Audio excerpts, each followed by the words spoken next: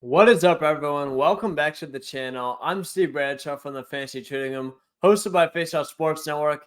And you know what the drill is. Today, we're diving into some Week 10 fantasy football wide receiver and running back rankings and tiers, helping you guys prepare for your fantasy football playoffs. They're just around the corner, and I'm in a few must-win games in all my fantasy leagues. So I'm really having to lock in this week. You know these rankings are going to be fire as always. But thank you guys so much for watching. Let's dive right into the wide receivers.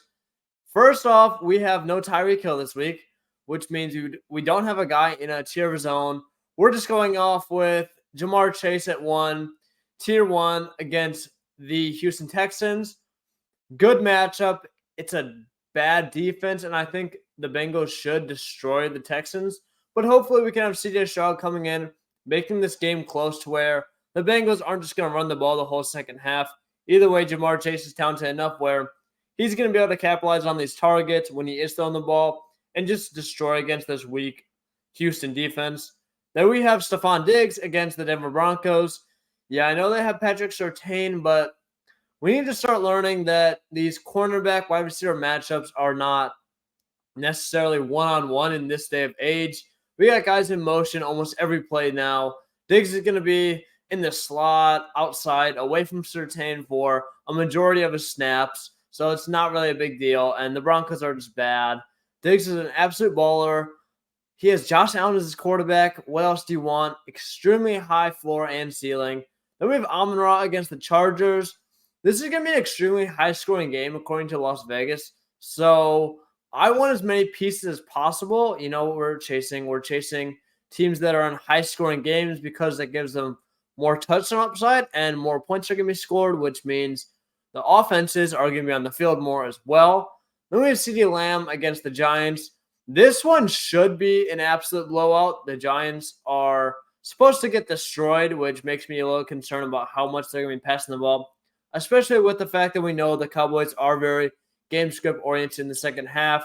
If they're up by a lot, they're going to just trust their defense and not really throw the ball much. But CeeDee Lamb has been so good these past few weeks. We still have to have him up here. Then we have Keenan Allen at 5. I was thinking of having him above CeeDee Lamb, but just based on the talent and how hot Lamb has been recently, we're having Lamb still above Allen. But Allen's still here. High-scoring game. The alpha in this offense has Herbert as quarterback. What else can you want? Allen's still an absolute beast, even though he is getting up there in age. Then we have Adam Thielen here. So against the Bears. Now, Thielen had a pretty disappointing game, only had 10 points.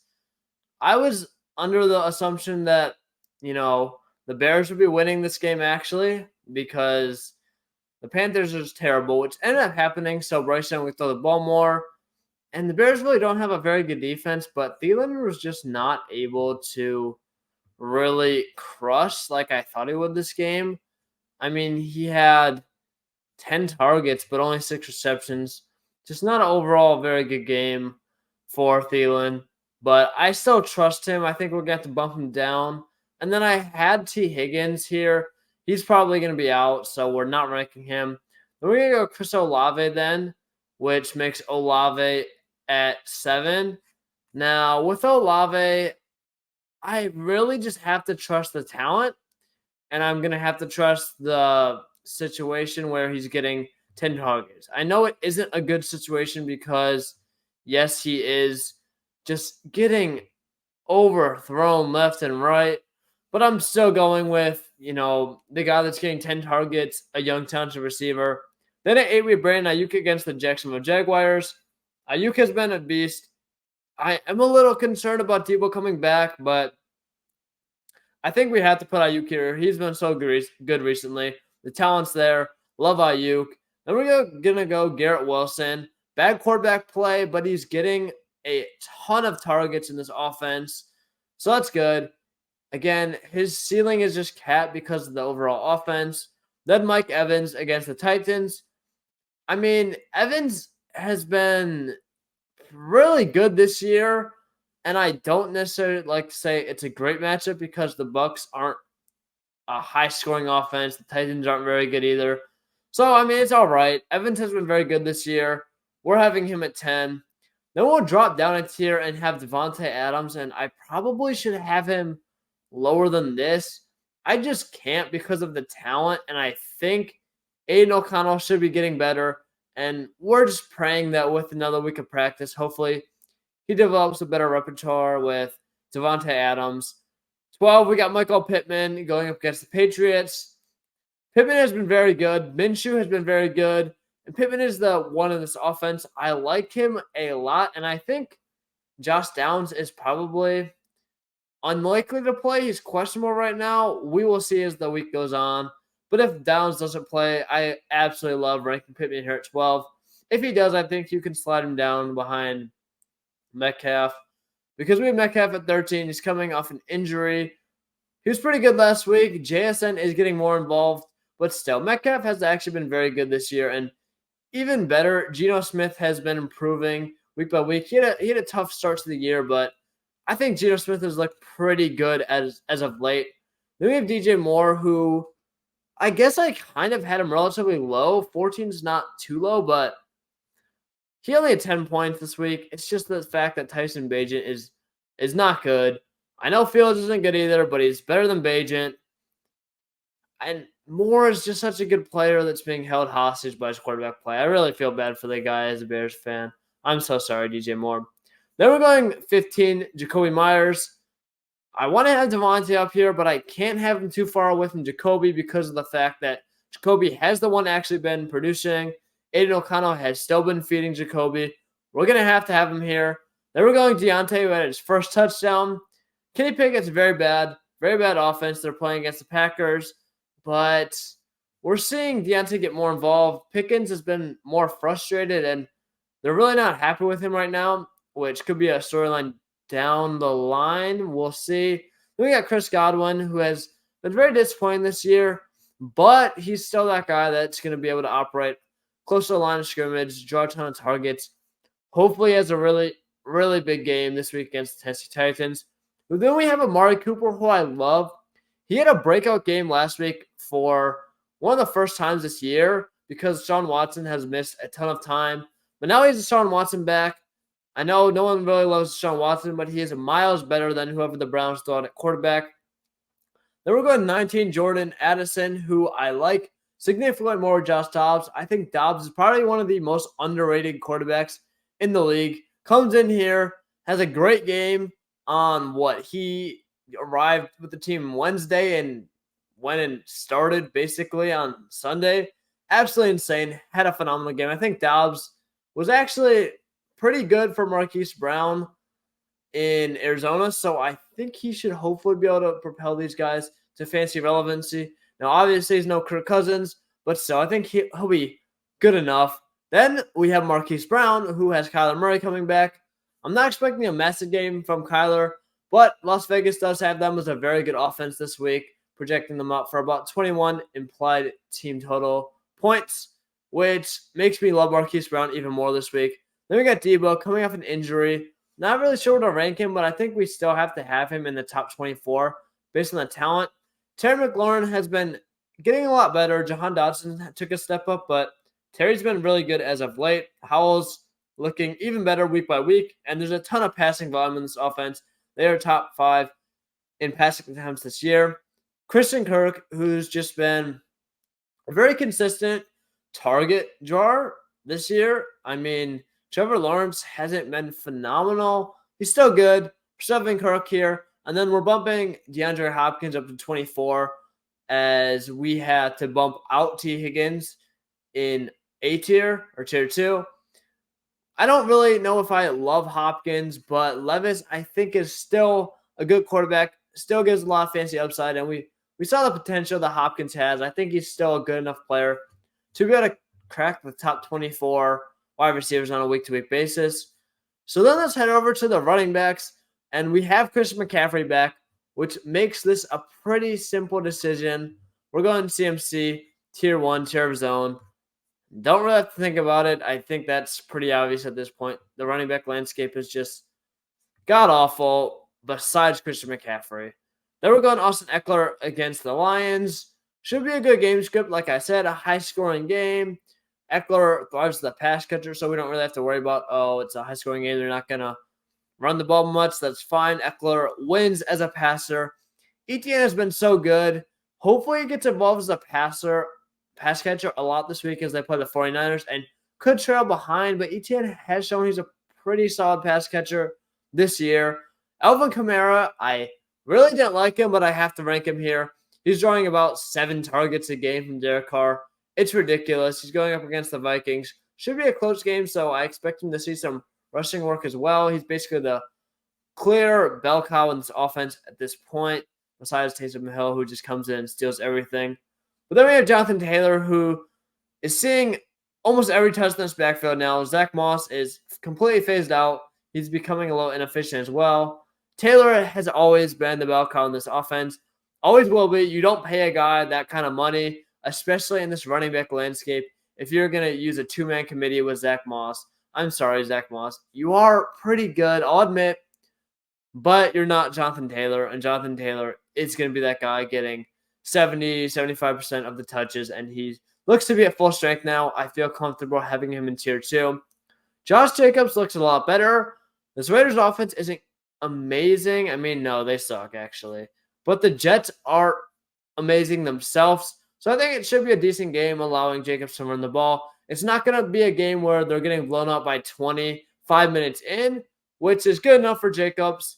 He's a good pass catcher. O'Connell, I think, should look to check down some. He's not really targeting Devontae, so targets have to go somewhere besides Jacoby Myers. Then we got Breece Hall, who's just like phenomenal coming off that ACL injury. Each week he's removed from it. I'm even more incentivized to rank him higher. Having him at 7 is definitely fair. We got Aaron Jones here, who has just shot up the rankings. Got 20 touches last week, 20 carries, in fact. And we know what the talent is. We know that the Packers aren't a good offense. But this week they're playing the Steelers, who also are terrible. Kenny Pickett is not good. Going to be a close game, allowing the Packers to run the ball. Tony Pollard's been very disappointing, but great matchup this week. They play the Giants. So they're going to run the ball basically the whole second half. They are going to blow the Giants out, which is going to help Pollard out a ton. Then Joe Mixon, similar situation. Don't love the talent, but he is playing up against the Texans. I think it should be a game where the Bengals lead, not necessarily a blowout, but good game script for Mixon. Then we're going to go down to 11. Saquon Barkley looks fully healthy against Dallas Cowboys. Again, they're going to have to throw the ball, actually, but Saquon's this whole offense, so I can see him getting a ton of touches. At 12, just in these top 12 running back rankings, we have Bijan Robinson. And I mean, I could just go on and on about how I hate Arthur Smith, how he sucks, how he's the worst coach in the NFL. But the sad reality is he's not one to use Bijan Robinson. He gives jet sweeps to Jonnu Smith at the goal line. And he's talking about using Bijan off the ball. That's the last straw for me. He's so talented, but until Arthur Smith is just gone, I mean, it's so hard to rank Bijan. He's been so disappointing because of his usage. And we're going to bet on the talent because there's not a whole lot of other good running backs. But we're having him here at RB12 now, a significant drop-off. Derrick Henry is going up against Tampa Bay Buccaneers at 13. Any game where the Titans are going to be close, I think it makes a ton of sense to have Henry. The Bucs aren't very good. They're not a team where the Titans are going to get blown out. I think they should be very competitive this game, allowing Derrick Henry to eat against the Bucs defense. Then at 14, we have the running back for the Bucs, Rachaad White, who's been very good. Just finishes the running back 1. Now, he did have 2 touchdowns. Still wasn't incredibly efficient. But every week I'm having him this high because he's a bell cow and he's a great pass catcher. Hopefully he gets better on the ground. But even if he doesn't, his pass catching work alone is enough to salvage his fantasy relevance and make him a locked and loaded RB2 every single week. Depending on the matchup, we're having him as basically a high-end RB2 this week. Then we're going off right away, putting Dave Montgomery above Jahmyr Gibbs at 15, Gibbs at 16. I just know this coaching staff is going to – it seemed like they were pretty cautious with Monty. So it just makes sense that they're going to put him into almost his full workload. really the only reason I'm having him even back-to-back at this point is because Gibbs has been so good, and Monty probably won't be 100%. But the thing is, this coaching staff doesn't care that Gibbs exploded. They know what he can do. They know he's a good player, but they also know that they found a ton of success running the exact type of scheme they had with Monty and not really giving the ball to Gibbs except in a limited amount that isn't going to be fancy relevant. But then we have 17, Kenneth Walker.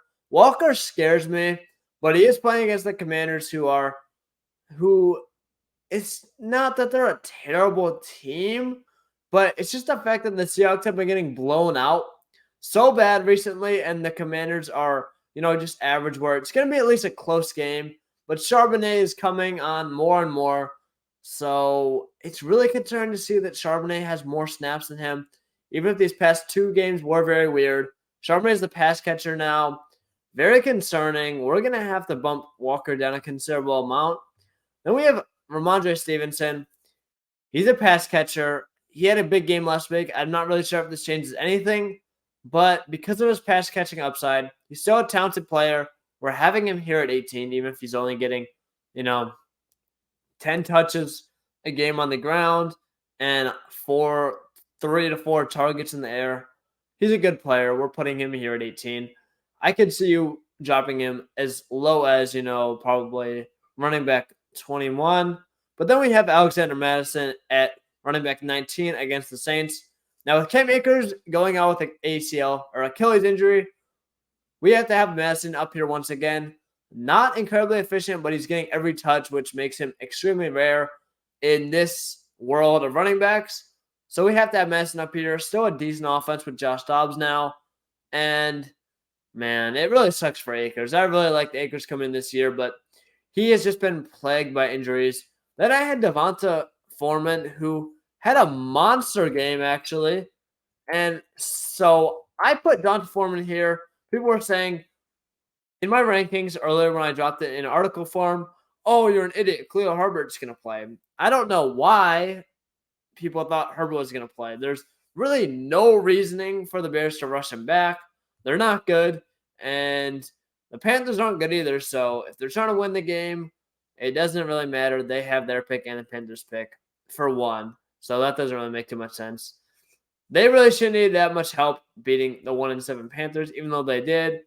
But Devonta Foreman, nonetheless, crushed, had 17 points. And I probably should have him a little higher than this, above Ramondre. But again, that's why I sit in tier.